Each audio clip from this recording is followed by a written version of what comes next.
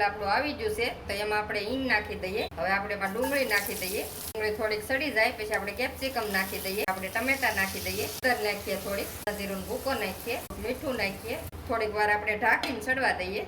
હવે આપણે આ મેગી મસાલો નાખવાનો છે। હવે આ મેગીનો મસાલો છે। હવે આપણે પાણી નાખી દઈએ। હવે આપણે ઢાંકીને એને ઉકળવા દઈએ। પાણી ઉકળી ગયું છે આપણું। હવે આપણે આ મેગી લીધી છે તો એ એમાં નાખી દઈએ આ રીતે ભાંગીને આપણે। હવે આપણે ફરી ઢાંકી દઈએ ને સડવા દઈએ આપણે। હવે આપણે ખોલીને જોઈ લઈએ। હવે આપણે થોડીક સડી ગઈ છે તો આપણે એને આ રીતે આપણે હલાવી લઈએ એટલે બધી સરખી રીતે મિક્સ થઈ જાય ને બધી સડી જાય સરખી રીતે। લીલા ધાણા નાખી દઈએ। હાલો હવે જોઈ લઈએ આપણે તો સડી ગઈ છે। આપણે આ મોઝેરા ચીઝ લીધું છે તો એ નાખી દઈએ એમાં। થોડીક વાર આપણે હલાવી લઈએ એટલે બધું ભળી જાય, સારી રીતે મિક્સ થઈ જાય।